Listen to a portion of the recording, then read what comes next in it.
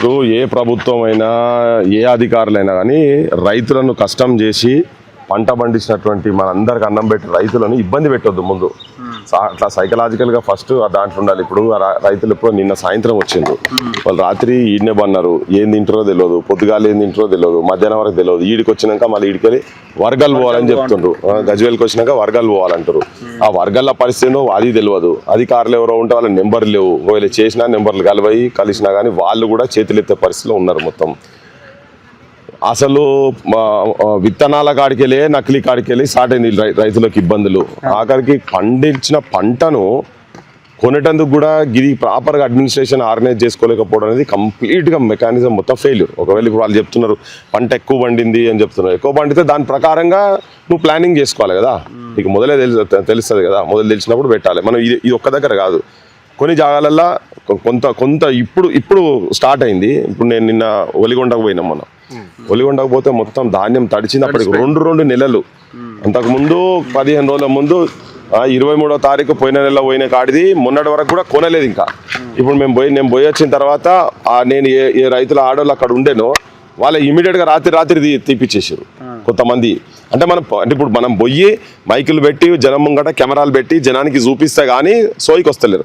మనం పోయిన కాడనే సాఫ్ చేస్తున్నారు. ఇప్పుడు చూడు ఇవన్నీ ఉన్నాయి కదా, ఇప్పుడు మొగులైంది జరంతా, సాయంత్రం వరకు వర్షం పడ్డది అనుకో, ఇప్పుడు ఇవి తడుస్తాయి. అంటే దీని నష్టం ఎవరు చేయాలి? ఇప్పటికే ఇప్పుడు మొన్నటి దాకా కొనకపోతే ఎండ దెబ్బ తగిలి చచ్చిపోయిన వాళ్ళు బొచ్చడం మంది ఉన్నారు.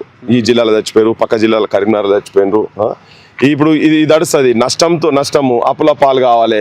ఇప్పటికి అసలు యాక్చువల్గా కాలం స్టార్ట్ అయింది, ఇప్పటికే నాట్ల కాలం స్టార్ట్ అయింది. ఇంకా కూడా వీళ్ళు సోయిలేనట్టుగా ఆల్రెడీ పోయి వచ్చిన తర్వాత 3 మంత్రులు పెట్టి కలెక్టర్లతోని మీటింగ్లు పెట్టిండ్రు. పెట్టిన తర్వాత ఇన్ని రోజుల తర్వాత కూడా సేమ్ మళ్ళీ ఇదే పరిస్థితి ఉన్నది. ఇలా సండే ఆదివారం అని చెప్పని బంద్ చేసినామన్నారు. అక్కడ బయట అడిగితే ఏమంటారు, అమాలీలు పని ఎక్కువ చేసిరని. ఈడ కాకపోతే ఈ ఒక్కరోజు గురించి ఇంకెక్కడి నుంచన్నా తెప్పించన్నా పని అయితే నడవనియాలి కదా. సండే అని చెప్పి క్లోజ్ చేస్తే ఎట్లా? అదే ఇప్పుడు ఈ టైంలో మళ్ళీ అది కూడా ఇంత పీక్ టైంలో ఇప్పుడు వాళ్ళు పోయి ఇంటికాడ పోయి నాట్లు వేసుకోవాలనా లేకపోతే ఈ పనులు ఉండాలనా? ఇది క్లియర్ కట్గా ఏంటంటే అడ్మినిస్ట్రేషను రాజకీయ వ్యవస్థది పట్టించుకోనితనంతో జరుగుతున్న అనిపిస్తుంది.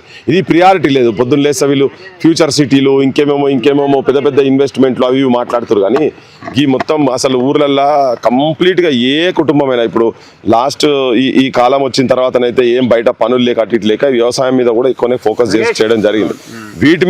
వీటి మీద ఉండి దీని మీద పర్ఫెక్ట్ కనుక మైండ్ అప్లై చేసి కనుక ఉండేది ఉంటే ఇలా రైతులకి నష్టం జరగకపోవు. రేపు ఇవంతా ఏమైతే ఆత్మహత్యలకు దారి తీస్తుంది. పట్టించుకుంటూ ఎవరు లేడు. అన్ని రాజకీయ పార్టీలు అట్లనే పాడైనాయి, ఒక ఈ పార్టీ అని కాదు. ఆపోజిషన్ వాళ్ళు కూడా కొట్లాడాలి కదా. ఈ రాగానే సీన్ సితారా చేసేందుకు బొమ్మలు వేసుకొని పేపర్లు వేసుకొని ఎవరు ఛానల్ మాజీ ముఖ్యమంత్రి పక్కకే ఫామ్ హౌస్ ఉన్నది. అప్పుడేమో కుర్చేసుకొని కూర్చుంటా. మరి ఇక్కడ కుర్చేసుకొని కూర్చుంటే ఇదన్నా అమ్ముడుపోతాయి కదా. మా సొంటలం పోతేనే ఇక్కడ పోగానే రేపు పొద్దుగాల వరకు ఇది ఖాళీ అవుతుంది కావచ్చు. ఇట్లా ఎన్ని దిక్కులు తిరగాలి మనం, తెలంగాణ అంతా ఎన్ని దిక్కులు తిరగాలి. పోనీ మొన్న ముఖ్యమంత్రి వచ్చిపోయిన కాడనైతే ఆదిగుట్ట దగ్గర పోయి వచ్చిన తర్వాత కూడా 15 రోజుల దాకా లేవు. కానీ ఏ కుప్పలు విజిట్ చేసినా ఆ కుప్పలు మాత్రం లేపారు, చెదలు పడుతున్నాయి. అంటే నేనేంటంటే చిన్న నష్టం వీళ్ళకు, చిన్న ఒక కుటుంబానికి 10,000, 15,000, 20,000 రూపాయలు ఫసలుకు నష్టపోయినా అది వాళ్ళ కుమిలేటివ్ అయ్యి ఎక్కువై అప్పుల పాలయ్యి ఉన్నాయి అమ్ముకొని. ఇప్పుడు ఇదే ముఖ్యమంత్రి చెప్పిండు, మొత్తం పుస్తలు అమ్ముకున్నారు, మట్టెలు అమ్ముకున్నారు, గిరివి పెట్టిండ్రు, పెట్టుబడి వెళ్తలేదు, ఇవన్నీ ముచ్చట చెప్పారు కదా.